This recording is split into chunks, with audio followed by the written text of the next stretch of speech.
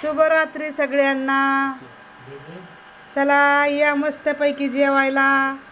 चला आजचा जेवणाचा बेत बघा काय आहे. मस्तपैकी टमाट्याची चटणी, गंठे टमाटराची चटणी, बेसनची पोळी, मस्त फोडणीचं वरण आणि परोठा.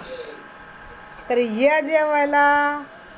हां, कसं वाटतंय जेवण ते पण सांगा. हे बघा सगळ्यांनी या बरं का जेवायला. हे बघा टमाट्याची चटणी, बेसन, रोटी आणि वरण भात आणि जेवणारा रोहन. आणि हो का ऋषी चाललंय त्याचं पण घ्यायचं. हाय. हे बघा रवीना पण हे बघा हाय करते.